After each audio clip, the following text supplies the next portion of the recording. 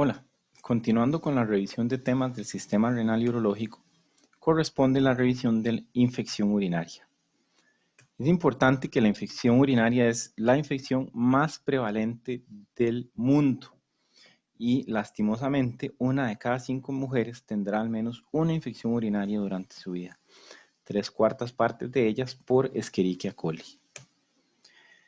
Es tan llamativa la mayor frecuencia en mujeres que en varones que solo en neonatos con enfermedades congénitas y en los hombres mayores y en personas mayores de 50 años es que los hombres tienen mayor frecuencia de infección urinaria que mujeres y usualmente explicado por factores secundarios. Es importante que tenemos un fenómeno que se conoce como bacteriuria asintomática que es la eliminación de bacterias por la orina sin que esto se traduzca en infección clínica y se ven 5% de mujeres de 20 a 40 años y 40-50% de mujeres y varones en edad avanzada. Entonces aquí vemos cómo globalmente la prevalencia de infección urinaria en hombres es menor al 1% y se dispara al aparecer la enfermedad prostática. Mientras que en las mujeres, pues desde el inicio se mantiene solo en el grupo de menos de un año, es mayor en mujeres, es mayor en hombres que en mujeres. Luego la prevalencia se mantiene relativamente y a medida que inicia la edad reproductiva empieza a dispararse la incidencia de infección urinaria en mujeres. ¿Qué factores tenemos a nivel de las defensas del tracto urinario del hospedero? La orina es de pH ácido, que es intolerable para muchísimos patógenos. Su alta osmolaridad suele tener algún efecto bactericida. Hay inhibidores urinarios de adherencia bacteriana y además hay inhibidores competitivos en lo que son los mecanismos de adhesión de las bacterias al tejido urinario. Además de que el paso de la orina por efecto mecánico hace un lavado del tracto urinario. A nivel de la mucosa vamos a tener secreción de citoquinas y quimoquinas por parte del urotelio. Vamos a tener disminución en la penetración de bacterias por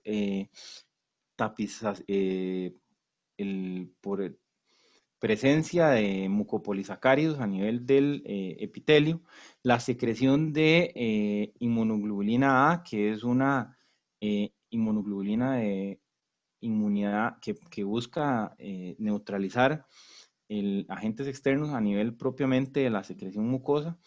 Y en hombres, las secreciones prostáticas tienen actividad bactericida y además la uretra es más larga. Entonces, anatómicamente hablando, tenemos un factor protector. En las mujeres de todas las edades, una infección urinaria predispone a la aparición de posteriores infecciones urinarias.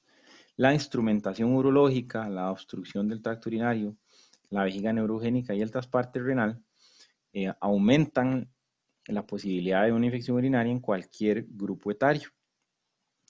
El inicio de las relaciones sexuales y el uso de espermicidas se asocia con aumento en la fracción en la infección urinaria en mujeres jóvenes, así como diabetes, embarazo o HIV.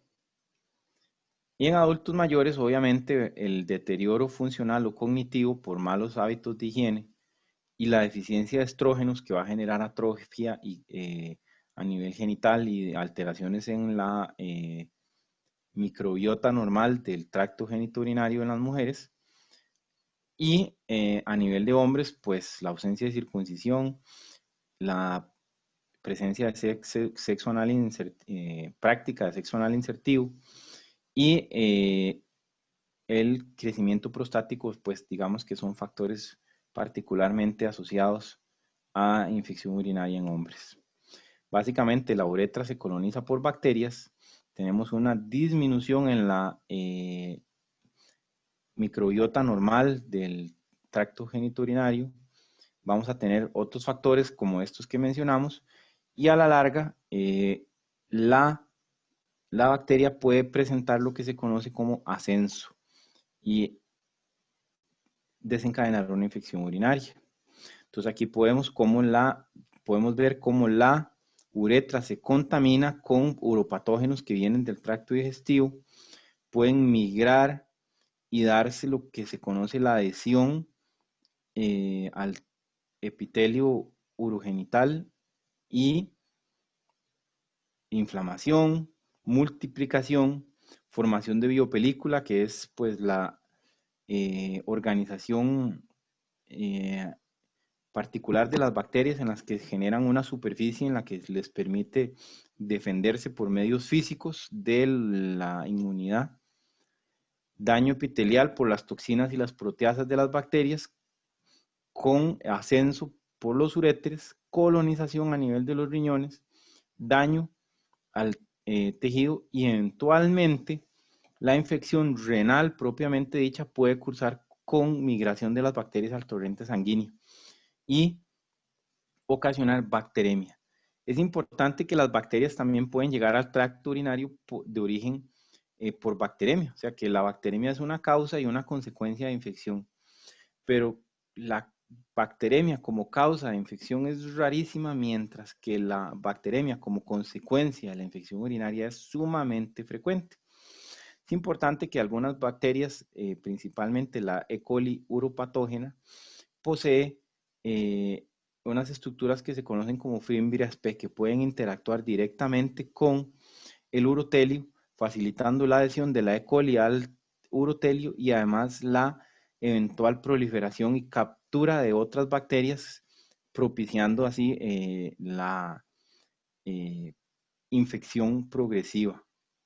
Y además, pues mencionamos los factores anatómicos, ¿verdad? De cómo en el hombre la uretra es más larga y la salida del tracto genitourinario está bastante distante a la salida del tracto digestivo, mientras que en el caso de en las mujeres no sucede de esta manera.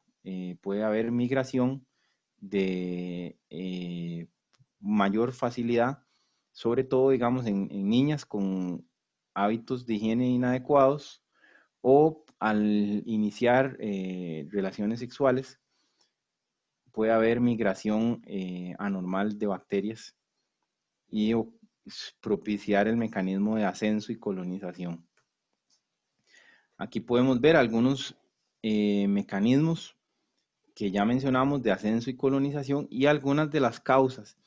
Es importante que las infecciones urinarias asociadas a los cuidados de la salud y asociadas a los catéteres tienen condiciones particulares, por ejemplo, que suelen tener una fisiopatología más desencadenada por inflamación cuando se trata de infección urinaria asociada a catéter, y en el caso de las infecciones intrahospitalarias tienden a tener una eh, microbiología diferente, con la aparición de gérmenes de mayor resistencia y más difíciles de eliminar. La disminución en el flujo urinario, la disminución en la respuesta inmune secundaria a enfermedades que generen disminución e inmunosupresión, como enfermedad renal crónica o diabetes. La disminución en el flujo ureteral, como por ejemplo por piedras, o es muy importante que las piedras en el tracto urinario pueden estar llenas de bacterias y pueden propiciar la aparición de infección urinaria. Entonces, las piedras no solo dan enfermedad por obstrucción propiamente dicha, pueden propiciar o ser la causa inclusive de una infección urinaria. Existen condiciones que se asocian con la colonización del tracto urinario superior, como la presencia de dispositivos médicos y el embarazo también. Es importante que las infecciones urinarias son ocasionadas de manera principal por E. coli uropatógena.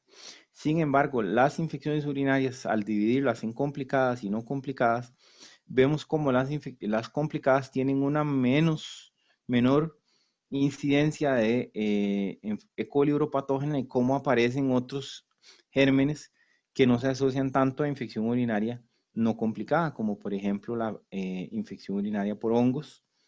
Y vemos que la presencia de dispositivos médicos, la alteración en las defensas y anormalidades en el tracto urinario son factores que predisponen a la infección urinaria complicada.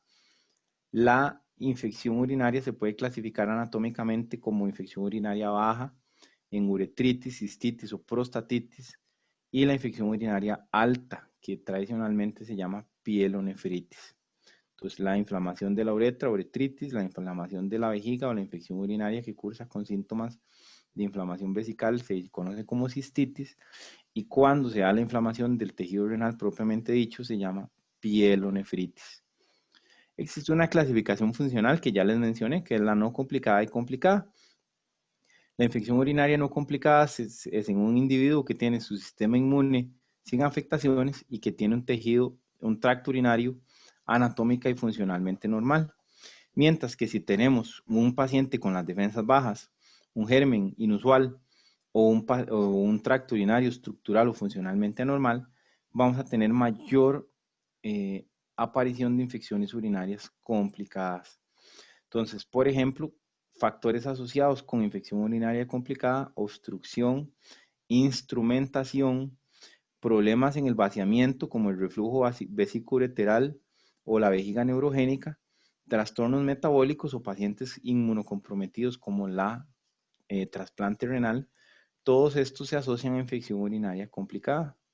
Aquí podemos ver el reflujo vesicoureteral, que es una condición clínica en la que de manera normal hay paso de vuelta de orina de la vejiga hacia los ureteros, y dependiendo del grado de severidad puede ocurrir dilatación de todo el tracto urinario y pérdida de la función con retención urinaria y pues mayor aparición de infección urinaria. Aquí vemos eh, cómo, digamos, en una cisto-ureterografía, en el que se ingresa medio retrógrada, se inserta medio contraste a la vejiga, y podemos ver cómo de manera anormal este asciende casi hasta el parénquima renal. Esto pues corresponde con un reflujo vesicoureteral, y podemos ver cómo ya da la impresión de que este uréter tiene una dilatación y un trayecto un poco más tortuoso.